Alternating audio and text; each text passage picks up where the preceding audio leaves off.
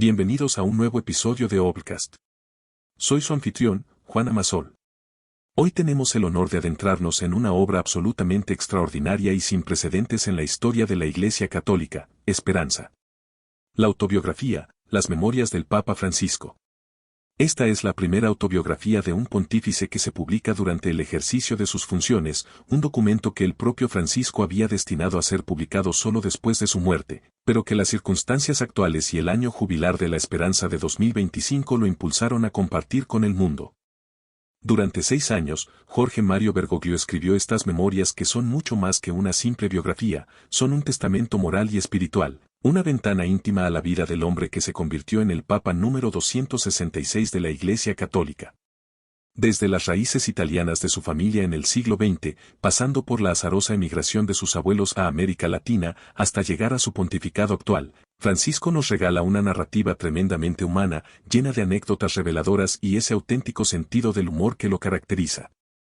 A lo largo de este episodio, exploraremos los 10 puntos clave que emergen de esta obra excepcional, desde el poder transformador de las raíces familiares hasta su visión sobre los desafíos más candentes de nuestro tiempo, la guerra en Ucrania, las migraciones, la crisis medioambiental, el papel de la mujer, el desarrollo tecnológico y el futuro de la Iglesia. Prepárense para un viaje que nos llevará desde las calles de Buenos Aires hasta los pasillos del Vaticano, descubriendo cómo un niño de inmigrantes italianos se convirtió en una de las voces más importantes de nuestro tiempo. Comenzamos nuestro recorrido por Esperanza con una historia que nos transporta a principios del siglo XX, cuando los abuelos de Francisco emprendieron un viaje que cambiaría para siempre el destino de su familia. Esta no es solo una anécdota sobre inmigración, es una lección profunda sobre cómo nuestras raíces familiares moldean quiénes somos y hacia dónde vamos. El Papa Francisco nos relata con una fuerza narrativa extraordinaria cómo su abuela Rosa y su abuelo Giovanni vendieron sus escasos bienes en la campiña piamontesa para embarcarse en el Giulio Cesare con un pasaje de solo ida hacia Argentina. La imagen que nos regala Francisco es cinematográfica. Su abuela Rosa, a pesar del calor húmedo de casi 30 grados en Buenos Aires, seguía usando el grueso abrigo con cuello de piel de zorro con el que había salido de Italia. ¿Por qué? Porque en el forro interno, entre la piel y la seda, había cosido todas sus posesiones, todas sus riquezas. Lo siguió llevando puesto, casi como si fuese un uniforme, hasta que llegaron a su destino final, 500 kilómetros río arriba por el Paraná. A la abuela Rosa la apodaron la luchadora, un sobrenombre que revela mucho sobre el carácter que se transmitiría a través de las generaciones. Francisco nos enseña que las raíces no son solo el lugar de donde venimos, sino los valores que nuestros antepasados nos transmiten a través de sus luchas, sus sacrificios y su coraje. Esta historia resuena profundamente en nuestro mundo actual. ¿Cuántas familias conocemos que han tenido que reinventarse, que han cruzado océanos o fronteras buscando una vida mejor? La experiencia de los abuelos de Francisco nos habla de la universalidad de la experiencia migratoria, pero también del poder transformador de mantener vivas nuestras raíces mientras abrazamos nuevos horizontes. En nuestra vida cotidiana, este primer punto nos invita a reflexionar sobre nuestras propias historias familiares. ¿Qué valores nos transmitieron nuestros abuelos? ¿Qué luchas libraron para que nosotros pudiéramos estar donde estamos hoy? Francisco nos demuestra que honrar nuestras raíces no significa quedarse anclados en el pasado, sino usar esa herencia como combustible para construir un futuro mejor. La historia de la abuela Rosa, cosiendo sus tesoros en el abrigo, es también una metáfora poderosa sobre cómo llevamos nuestros verdaderos valores. No en lo que mostramos al exterior, sino en lo que guardamos cerca del corazón, protegido pero siempre presente, listo para sustentarnos en los momentos más difíciles de nuestro viaje. El segundo punto que emerge con fuerza de Esperanza es la comprensión de la vocación como una respuesta profunda a un llamado interior que trasciende las expectativas externas. Francisco nos comparte con una honestidad desarmante su proceso de discernimiento vocacional, revelando que el camino hacia el sacerdocio no fue una línea recta, sino un sendero lleno de dudas, búsquedas y confirmaciones graduales. Jorge Mario Bergoglio no siempre supo que sería sacerdote.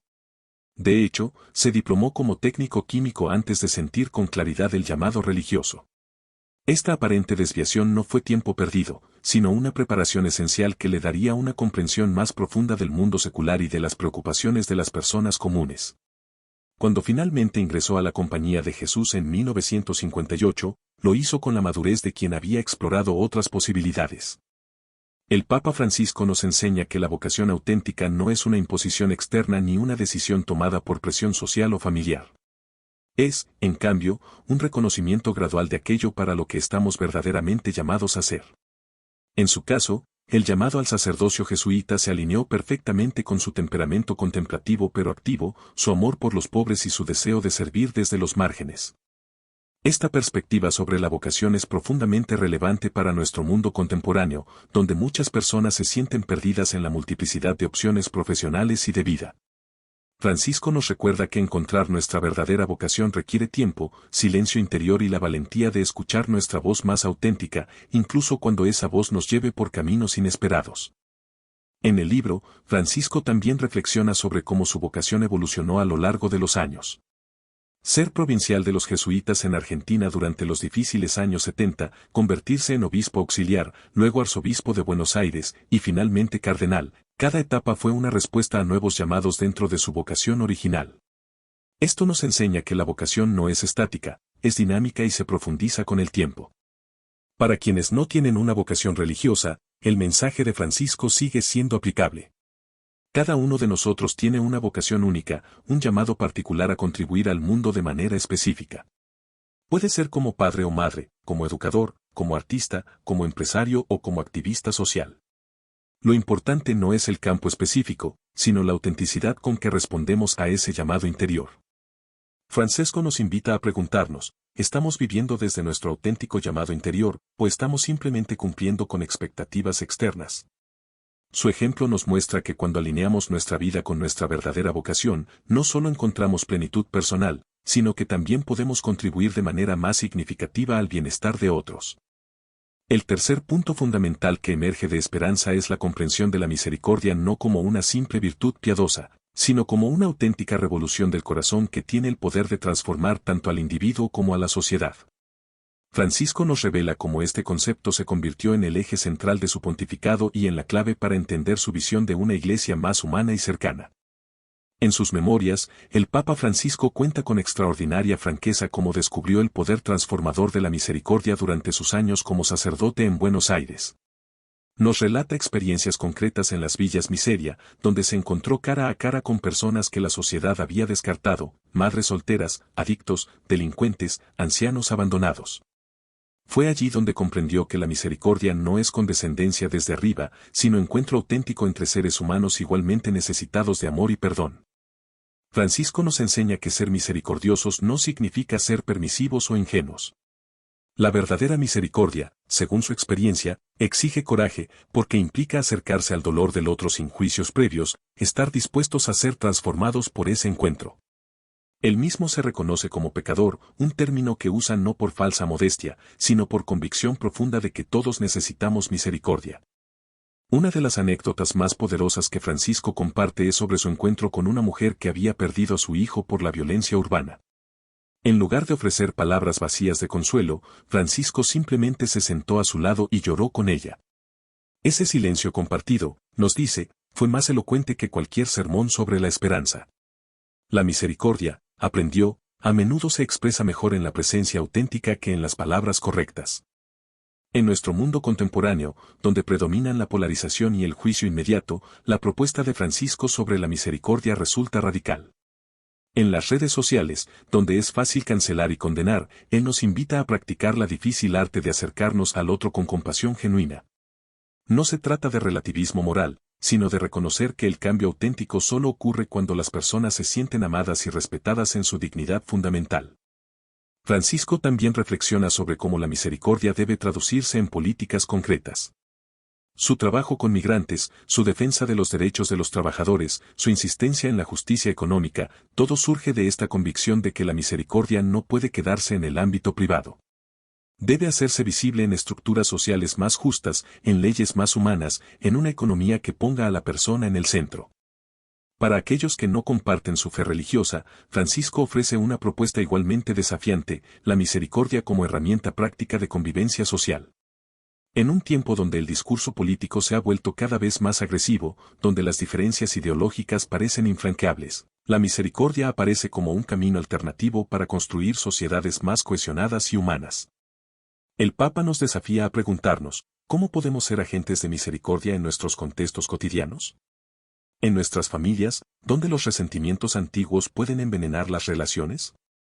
¿En nuestros trabajos, donde la competencia feroz puede deshumanizar las interacciones?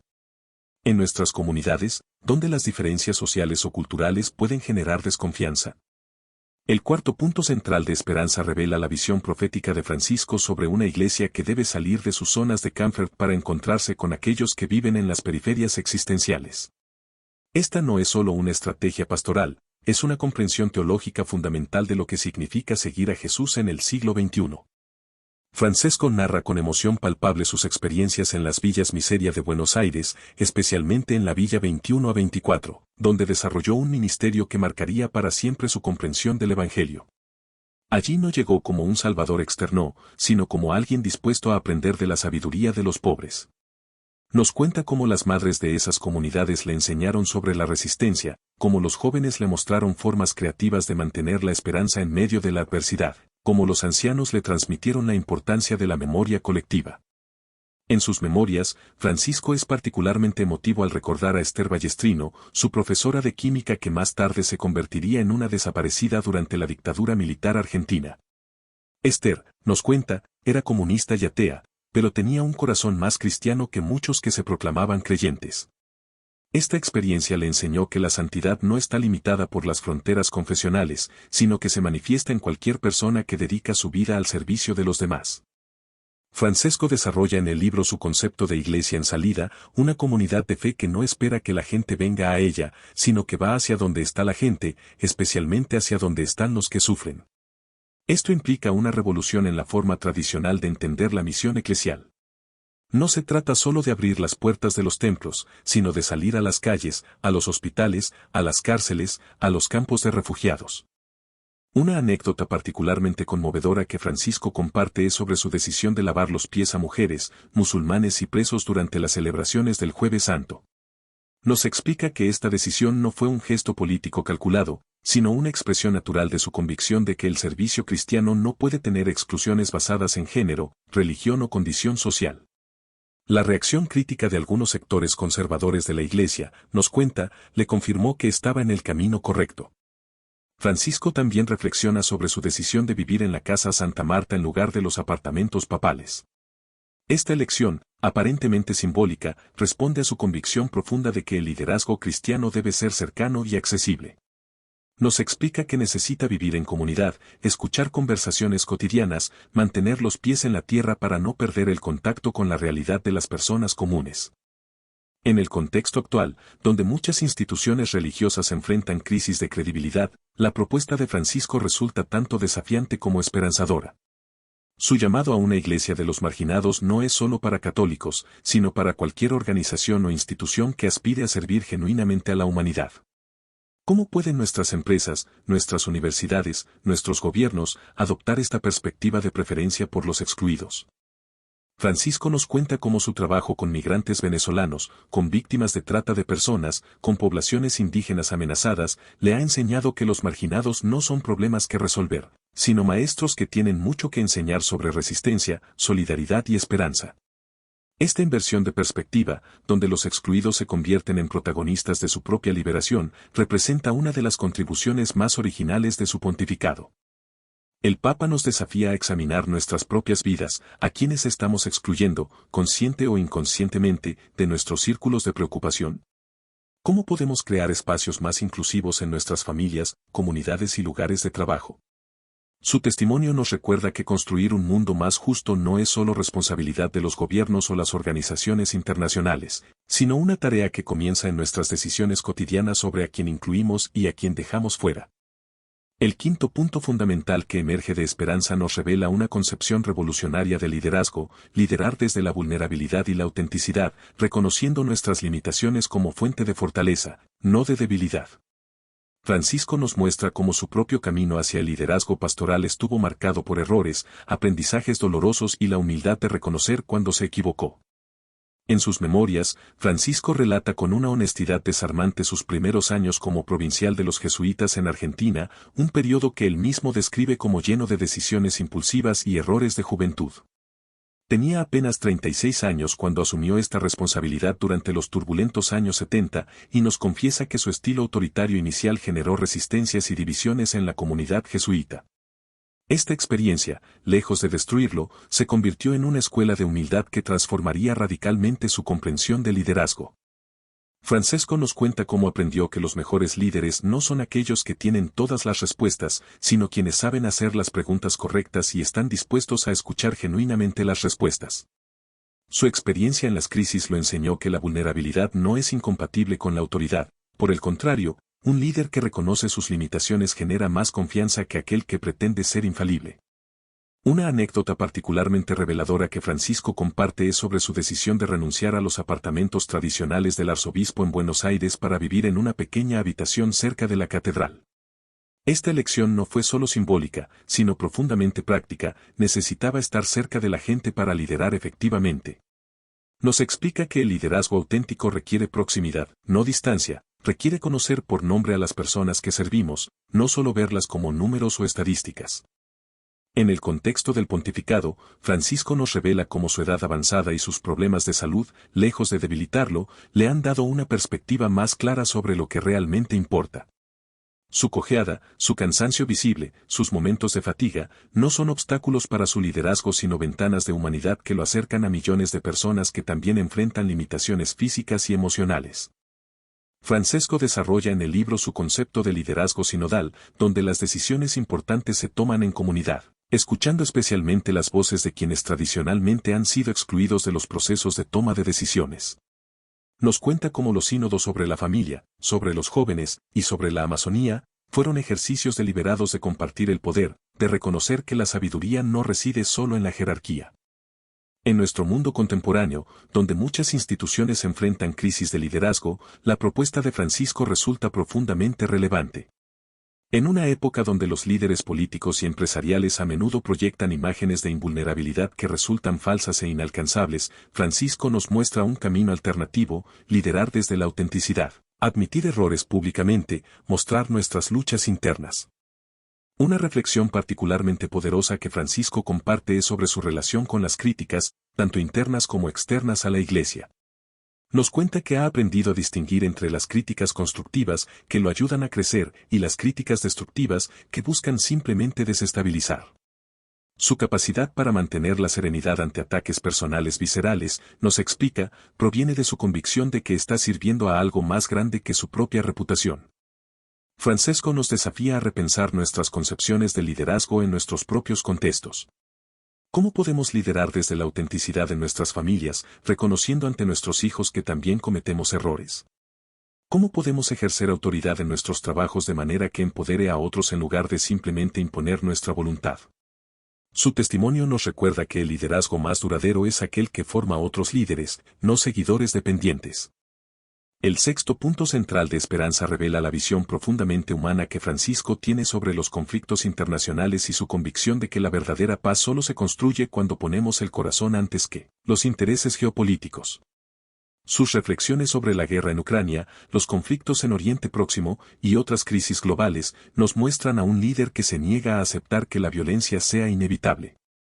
Francisco aborda con franqueza desgarradora su dolor personal ante la guerra en Ucrania. Nos cuenta cómo cada imagen de niños muertos, cada relato de madres que lloran a sus hijos, cada testimonio de ancianos que pierden sus hogares, se convierte en una herida personal para él. Esta no es retórica diplomática, es el sufrimiento genuino de un pastor que ve en cada víctima de la guerra a un miembro de su propia familia humana. En sus memorias, Francisco desarrolla su concepto de diplomacia del corazón, una aproximación a los conflictos internacionales que va más allá de los cálculos políticos tradicionales para centrarse en el sufrimiento humano concreto. Nos cuenta cómo sus conversaciones privadas con líderes mundiales no se enfocan en posiciones estratégicas abstractas, sino en historias específicas de personas reales afectadas por las decisiones políticas. Una anécdota particularmente conmovedora que Francisco comparte es sobre su encuentro con refugiados ucranianos en el Vaticano. En lugar de limitarse a un encuentro protocolar, decidió pasar horas escuchando sus historias, jugando con los niños, bendiciendo fotografías de familiares muertos o desaparecidos. Esa experiencia, nos cuenta, le confirmó que la paz auténtica solo puede construirse cuando quienes toman decisiones mantienen vivo el rostro humano del sufrimiento. Francesco es particularmente crítico con lo que él llama la industria de la guerra, esa red de intereses económicos y políticos que se beneficia de los conflictos prolongados. Nos explica que su insistencia en que la guerra siempre es una derrota no proviene de un pacifismo ingenuo, sino de su convicción de que los costos humanos de cualquier conflicto armado superan cualquier ganancia política o territorial que pueda obtenerse. En el libro, Francisco también reflexiona sobre su experiencia personal durante la dictadura militar argentina, recordando cómo el miedo y la violencia política afectaron no solo a las víctimas directas, sino a toda la sociedad. Estas memorias dolorosas, nos cuenta, le dan una perspectiva única sobre los efectos a largo plazo de la violencia política y la importancia de construir sociedades donde los conflictos se resuelvan a través del diálogo, no de la fuerza. Francesco desarrolla su visión de la cultura del encuentro como alternativa a la cultura del descarte que caracteriza muchas relaciones internacionales contemporáneas. Nos explica que construir paz verdadera requiere la capacidad de ver al enemigo como un ser humano complejo, con sus propios miedos, esperanzas y dignidad, no como un objeto que puede ser destruido sin consecuencias morales. Una reflexión particularmente relevante que Francisco ofrece es sobre el papel de las redes sociales en la escalada de conflictos. Nos cuenta cómo ha observado que la velocidad de la comunicación digital puede amplificar malentendidos y alimentar odios, convirtiendo desacuerdos manejables en conflictos aparentemente irreconciliables. Su llamado a una ecología de la comunicación resulta particularmente urgente en un mundo donde las guerras pueden empezar con un tuit mal interpretado.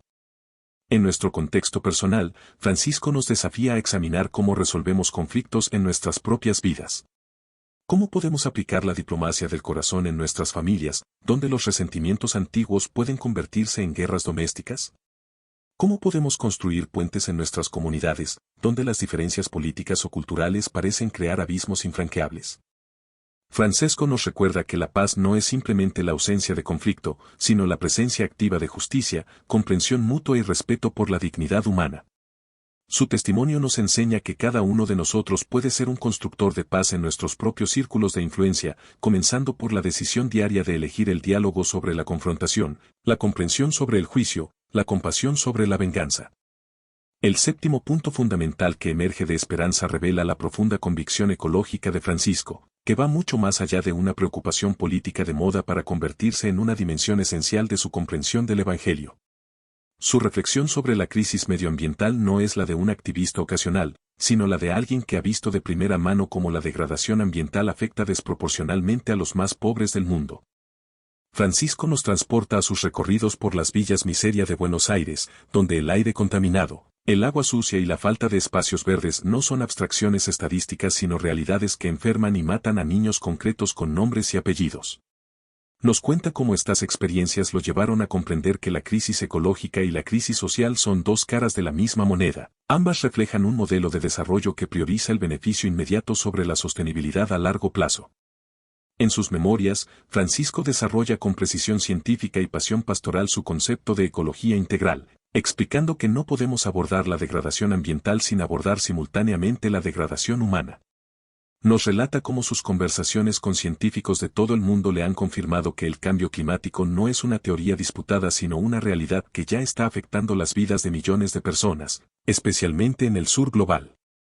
Una anécdota particularmente impactante que Francisco comparte es sobre su visita a la Amazonía, donde pudo testimoniar la destrucción sistemática de ecosistemas únicos y el desplazamiento forzado de comunidades indígenas que han sido guardianas de esos territorios durante milenios. Nos cuenta que caminar por áreas devastadas por la deforestación le produjo una sensación física de dolor, como si estuviera viendo el cuerpo enfermo de un ser querido.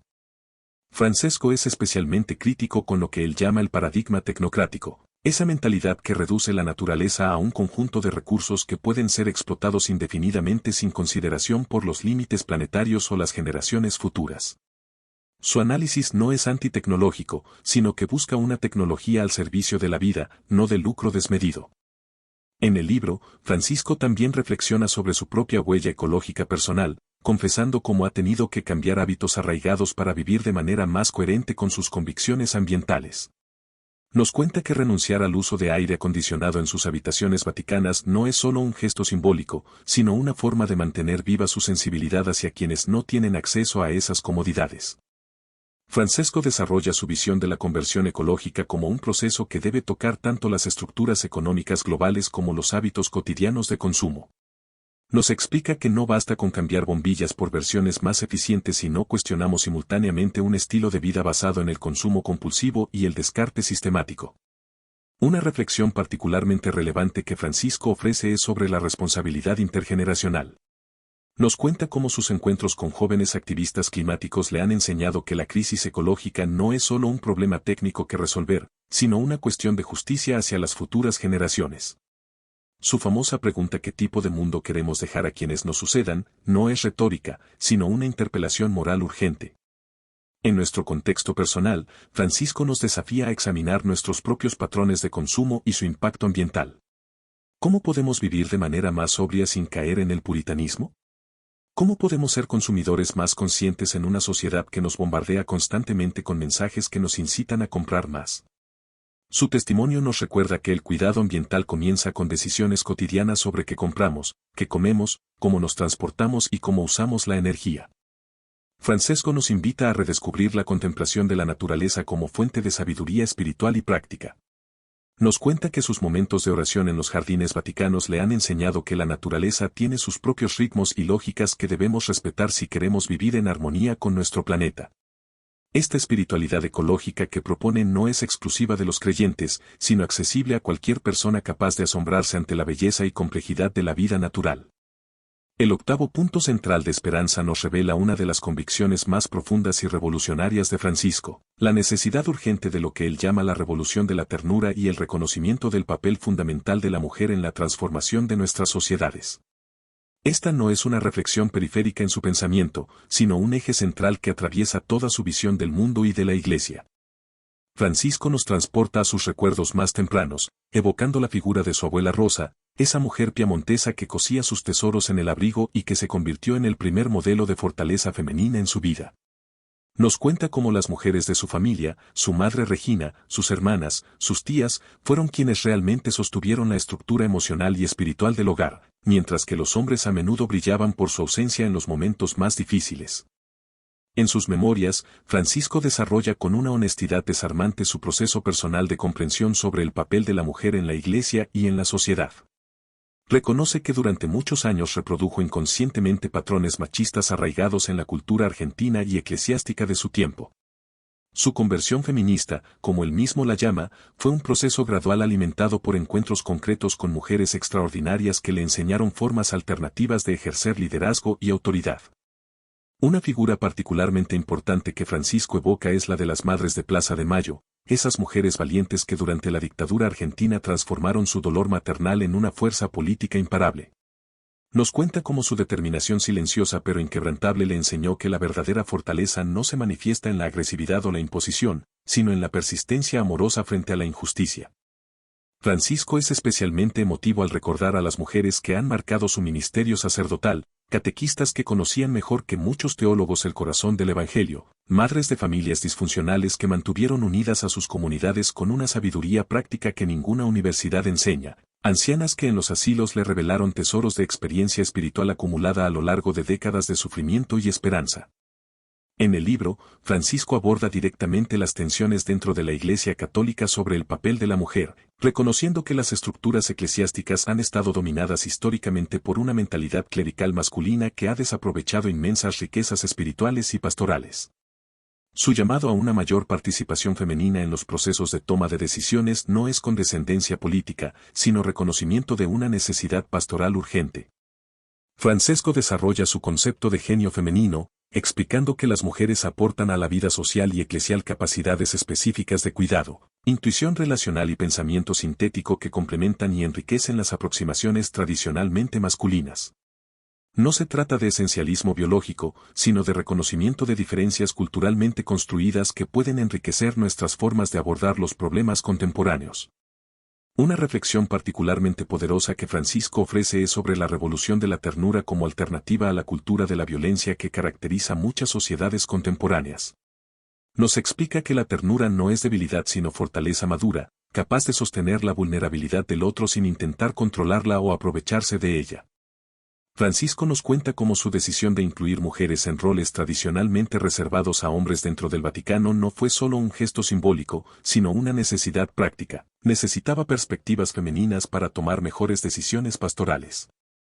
Su experiencia le ha confirmado que los equipos mixtos generan soluciones más creativas y humanas que los equipos homogéneamente masculinos. En nuestro contexto contemporáneo, donde los debates sobre igualdad de género a menudo se polarizan entre posiciones extremas, Francisco ofrece una vía intermedia que reconoce diferencias sin justificar discriminaciones. Su llamado a valorar el genio femenino resulta especialmente relevante en sociedades donde el éxito profesional se mide aún predominantemente por criterios tradicionalmente masculinos de competitividad y agresividad. Francisco nos desafía a examinar nuestros propios prejuicios de género en nuestras familias, trabajos y comunidades.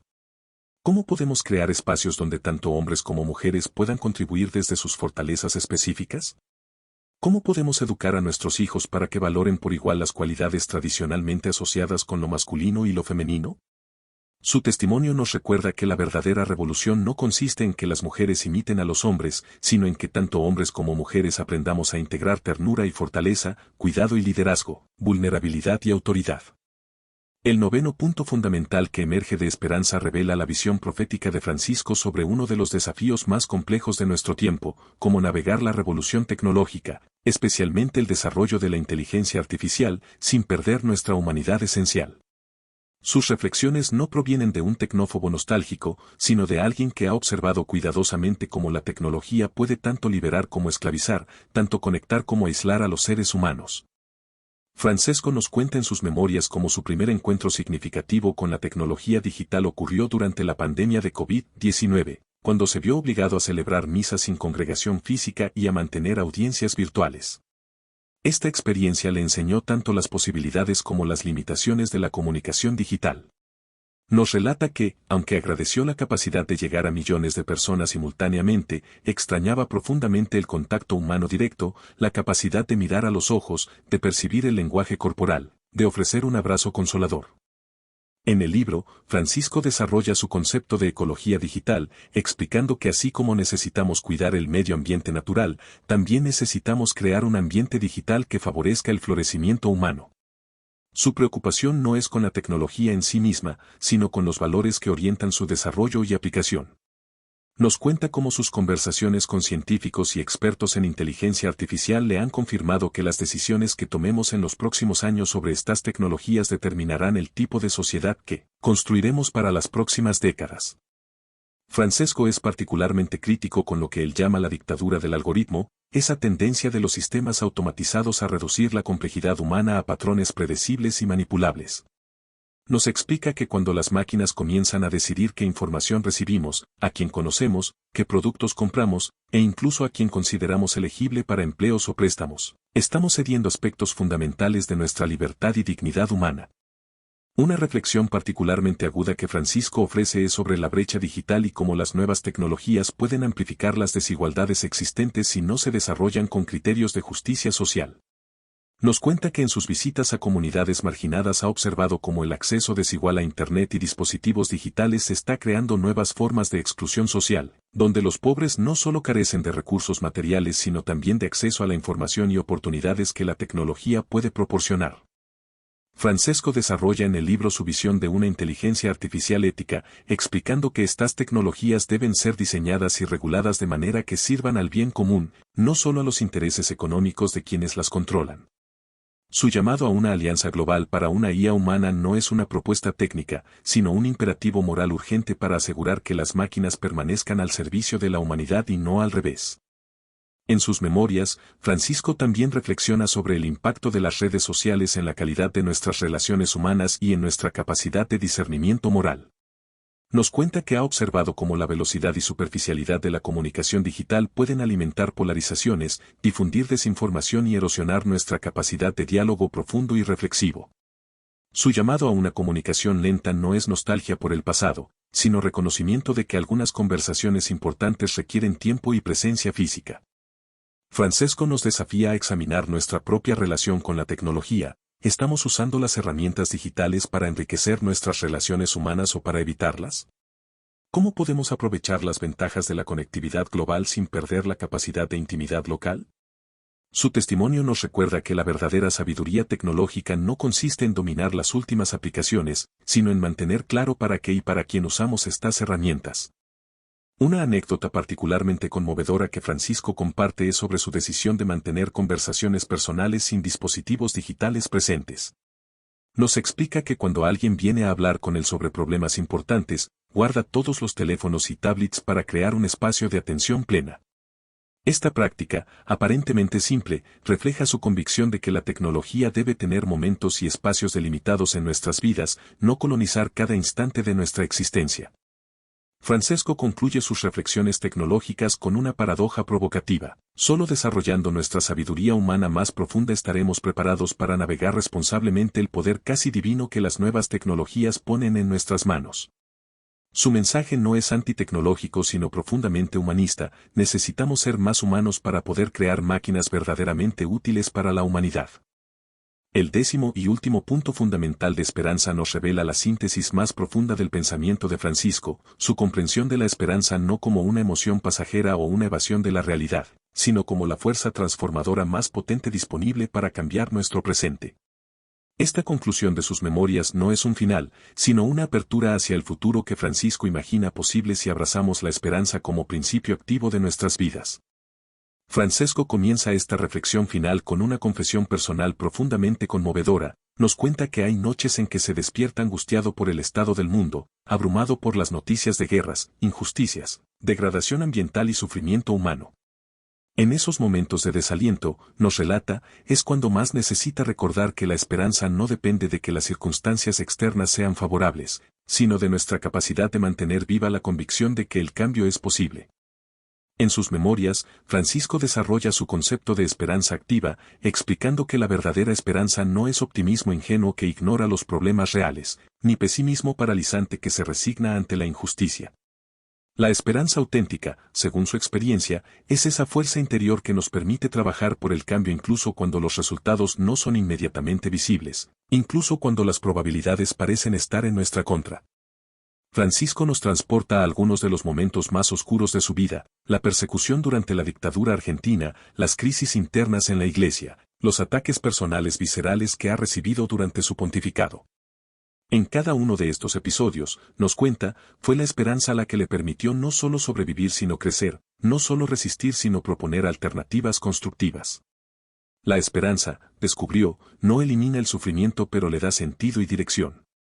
Una reflexión particularmente poderosa que Francisco ofrece es sobre la esperanza contagiosa.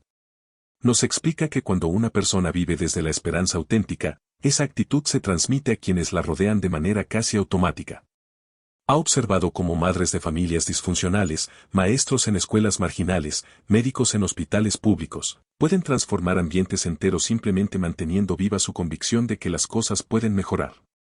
Francisco desarrolla en el libro su visión del Año Jubilar de la Esperanza 2025 no como un evento religioso para católicos, sino como una oportunidad global para que la humanidad redescubra su capacidad de soñar y construir un futuro mejor.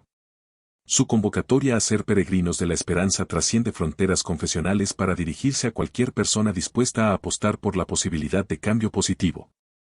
En sus memorias, Francisco también aborda honestamente las críticas que ha recibido por ser demasiado optimista frente a problemas estructurales complejos. Su respuesta es categórica, la esperanza no es ingenuidad sino realismo profundo, porque reconoce que los seres humanos tienen capacidad de transformación que va más allá de lo que las estadísticas y análisis sociológicos pueden predecir. Francesco nos cuenta cómo sus encuentros con jóvenes de todo el mundo le han confirmado que las nuevas generaciones no buscan líderes que les ofrezcan seguridades falsas, sino guías que les ayuden a canalizar constructivamente su indignación ante las injusticias del mundo. La esperanza, ha aprendido, no consiste en prometerles que todo estará bien, sino en mostrarles que su energía y creatividad pueden contribuir a que las cosas mejoren.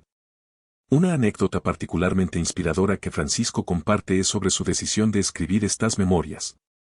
Nos cuenta que inicialmente había pensado que solo se publicaran después de su muerte, pero que la urgencia de los tiempos actuales lo convenció de compartir su testimonio mientras aún puede participar en los diálogos que puede generar. Esta decisión refleja su convicción de que la esperanza auténtica no se guarda para uno mismo sino que se comparte generosamente. Francisco concluye esperanza con un llamado directo a cada lector, la esperanza del mundo no depende de los grandes líderes políticos o religiosos, sino de las decisiones cotidianas que cada persona toma sobre cómo vivir, cómo tratar a otros, cómo usar sus recursos y talentos.